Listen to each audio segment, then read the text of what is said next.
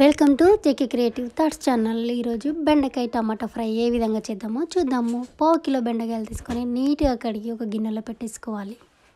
తడి అనేది అదే ఆరిపోతుంది, మనం తుడవాల్సిన అవసరము లేదు.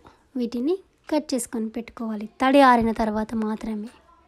ఇంకా 2 టమాటాలు పెద్ద సైజువి, ఒక ఉల్లిపాయ, పచ్చిమిరపకాయలు 8, కొత్తిమీర, కరివేపాకు, వీటన్నింటిని కూడా కడిగి కట్ చేసి రెడీగా పెట్టుకోవాలి.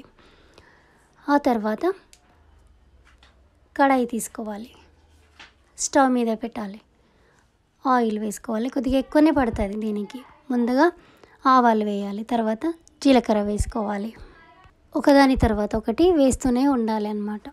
పచ్చిమిరపకాయలు, ఉల్లిపాయలు, అల్లం వెల్లుల్లి పేస్టు, పసుపు, ఇవన్నీ కట్ చేసి పెట్టుకున్నాం కదా, వీటిని ఒకటి తర్వాత ఒకటి వేస్తూ ఉండాలన్నమాట.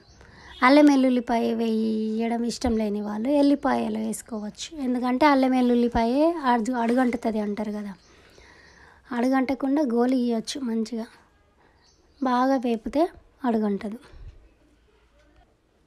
ఈ విధంగా వేపుతూనే ఉండాలి. అల్లం వెల్లుల్లి పేస్ట్ వేసుకోవాలి, కరివేపాకు వేసుకోవాలి. బెండకాయలు తింటే బ్రెయిన్ షార్ప్ అవుతుంది అంటారు కదా, మ్యాథ్స్ ఎక్కువ వస్తాయి అంటారు. అవును, మేధస్సును పెంచుతుంది ఇది. అల్లం వెల్లుల్లి పేస్ట్ వేయాలి. వేసిన తర్వాత బాగా కలపాలి. ఇది మంచిగా గోలిన తర్వాతనే మేము బెండకాయలు అనేటివి అందులో వేసేసేయాలి. టమాటాలు కూడా కట్ చేసి పెట్టుకోవాలి. పసుపు వేయాలి. పసుపు వేసిన తర్వాత బెండకాయలు వేయాలి. ఈ బెండకాయలు అనేటివి కే విటమిన్, సి విటమిన్ ఉంటుంది బెండకాయలలో. ఈ బెండకాయలు ఫైబర్ కూడా ఉంటుంది బెండకాయలలో. ఇవి హెల్త్కి ఎంతో మంచిది. వారానికి ఒకసారైనా బెండకాయ అనేది పిల్లలకు పెడుతూ ఉండాలన్నమాట. ఇది షార్ప్గా బ్రెయిన్ ఉండేటట్టు చేస్తుందని చెప్తున్నారు. ఇది కలిపేసేయాలి. కలిపిన తర్వాత మూత పెట్టేసేయాలి. మూత పెట్టి ఒక 5 నిమిషాలు అట్లా పెట్టేయాలి. పెట్టిన తర్వాత మూత తీసేసి కట్ చేసి పెట్టుకున్నాం కదా టమాటా, కొత్తిమీర, వీటిని వేసేయాలి. వేసి మళ్ళీ కలపాలి. వేసిన తర్వాత కలపాలి. కొత్తిమీర ఇప్పుడే వేయాలి, చివరిలో కాదు వేయడం, ఇప్పుడే వేసుకోవాలన్నమాట. వేసిన తర్వాత కలపాలి. కలిపేసి మూత పెట్టేసేయాలి.